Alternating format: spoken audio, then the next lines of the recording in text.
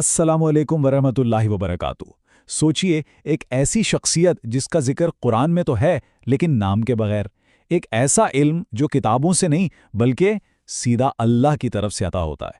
जी हाँ, आज हम तारीख की एक सबसे पुरस्कार और अजीम हस्ती हज़रत खिज़र अलैहिस्सलाम की हकीकत को समझने की कोशिश करेंगे, वो भी कुरान और हदीस की रोशनी में। आखिर वो थे कौन? क्या वो एक नबी थे, कोई वली थे या फिर कोई फरिश्ता?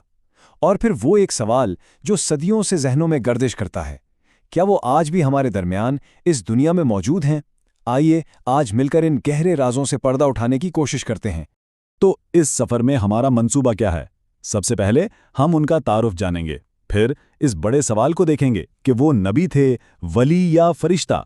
उसके बाद हम हज़रत मूसा अलैहिस्सलाम के साथ उनके मशहूर ज़माना सफ़र पर चलेंगे। हम ये भी जानेंगे कि उनकी ज़िंदगी के बारे में उलमा की क्या राय है, और आखिर में ये समझेंगे कि इस पूरे किस्से में हमारे सीखने के लिए क्या है। तो कहानी शुरू होती है कुरान मजीद की सूरतुल कहफ से। वहाँ हज़रत मूसा अलैहिस्सलाम और अल्लाह के एक ख़ास बंदे का एक बड़ा ही दिलचस्प वाक़या बयान हुआ है। तमाम मुफस्सिरीन का इस बात पर इत्तिफ़ाक़ है कि वो जो अल्लाह के ख़ास बंदे थे वो दरअसल हज़रत खिज़र अलैहिस्सलाम ही थे।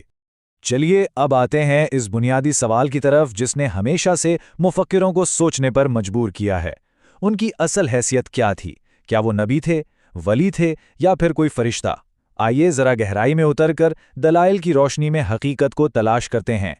इस पूरी बहस का जो मरकज़ है ना, वो कुरान मजीद की यही एक आयत है। यहाँ दो अल्फाज पर गौर करें, एक है ख़ास रहमत और दूसरा है अपने पास से इल्म। अक्सर मुफस्सिरीन का ये मानना है कि जब अल्लाह अपनी ख़ास रहमत का जिक्र करता है तो उससे मुराद सबसे बड़ा इनाम यानी नबूवत ही हो सकती है। और ये जो ख़ास इल्म है इसे इल्म लदुनी कहा जाता है। ये वो इल्म नहीं जो हम किताबों से या स्कूलों से हासिल करते हैं, नहीं, ये तो समझें एक डायरेक्ट डाउनलोड है, सीधा अल्लाह की तरफ से दिल में उतारा जाता है। तो जब किसी को ख़ास रहमत यानी नबूवत और ख़ास इल्म यानी इल्म लदुनी दोनों चीज़ें मिल जाएं तो उनके मकाम का अंदाज़ा किया जा सकता है। तो क्या वो कोई फरिश्ता हो सकते थे? ज़रा सोचिए, क्या अल्लाह अपने इतने बड़े नबी हज़रत मूसा अलैहिस्सलाम को किसी फरिश्ते से इल्म सीखने भेजेगा? ये बात मंतकी नहीं लगती। अच्छा, तो फिर क्या वो कोई वली थे? ये भी मुमकिन नहीं, क्योंकि कोई भी वली इल्म के दर्जे में किसी नबी से आगे नहीं हो सकता। इससे ये बात तो साफ हो जाती है कि उनका मर्तबा उन दोनों से कहीं ऊंचा था। इन तमाम कुरानी दलाइल की बुनियाद पर उलमा की अक्सरियत यानी मेजॉरिटी इसी नतीजे पर पहुंची है कि हज़रत खिज़र अलैहिस्सलाम अल्लाह के नबी थे। यही राय सबसे ज़्यादा मजबूत और मुस्तनद मानी जाती है। अब हम इस सफ़र का आगाज़ करते हैं जिसने दुनिया को हैरत में डाल दिया। ये 3 वाक़यात की कहानी है जहां कुछ भी वैसा नहीं था जैसा नज़र आ रहा था। हर ज़ाहिरी अमल के पीछे एक ऐसी गहरी खुदाई हिकमत छुपी हुई थी जिसे समझना आम इंसान के बस की बात नहीं थी। इस मुलाकात का आगाज़ होता है अल्लाह के एक हुक्म से। हज़रत मूसा अलैहिस्सलाम से कहा गया कि वो 2 दरियाओं के संगम पर जाएं जहां उन्हें अल्लाह का एक ख़ास बंदा मिलेगा। और उस जगह की निशानी भी बड़ी अजीब थी। उनके साथ जो भुनी हुई मछली थी वो अचानक जिंदा होकर पानी में चली जाएगी। पहला मंजर, एक कश्ती में सुराख कर दिया जाता है। बज़ाहिर तो ये एक नुकसानदेह अमल है, लेकिन हकीकत क्या थी? आगे एक जालिम बादशाह खड़ा था जो हर अच्छी और नई कश्ती पर ज़बरदस्ती कब्जा कर लेता था। तो इस छोटे से ऐब ने उन गरीब मलाहों को एक बहुत बड़े नुकसान से बचा लिया। दूसरा वाक़या जो शायद समझने में सबसे ज़्यादा मुश्किल है, एक बच्चे का कत्ल। यकीनन ये एक ऐसा अमल है जो इंसानी अकल को झंझोड़ के रख देता है, लेकिन ये अल्लाह के हुक्म से था ताकि उस बच्चे के नेक वालिदैन को मुस्तकबिल में उसकी नाफरमानी और कुफ्र से बचाया जा सके, जिससे शायद उनका अपना ईमान भी खतरे में पड़ जाता। और तीसरा वाक़या, एक ऐसी बस्ती में एक गिरती हुई दीवार को मुफ्त में ठीक करना जहां के लोगों ने उन्हें पानी तक पूछने से इनकार कर दिया था। आखिर क्यों?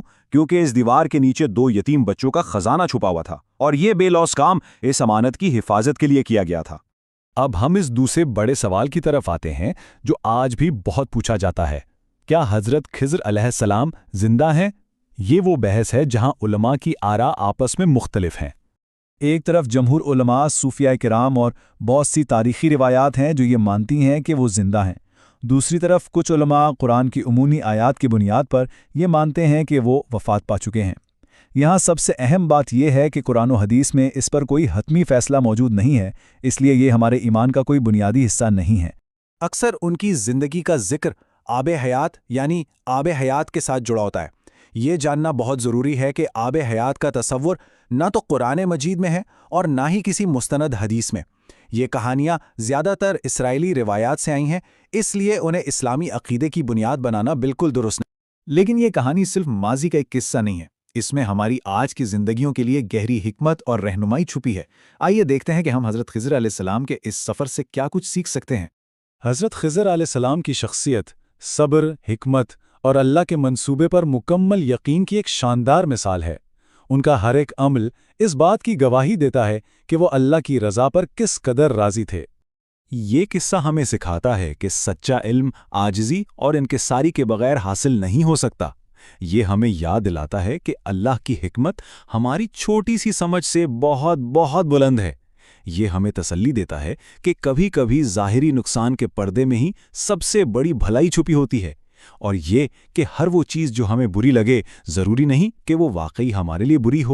آخر میں ہم سب مل کر دعا کرتے ہیں کہ اللہ تعالیٰ ہمیں حضرت خضر علیہ السلام کے اس واقعے سے صبر، حکمت اور اللہ کے منصوبوں پر کامل یقین کا سبق سیکھنے کی توفیق دے، تاکہ ہم بھی اپنی زندگی کے اتار چڑھاؤ میں اس کی حکمت کو تلاش کر سکیں۔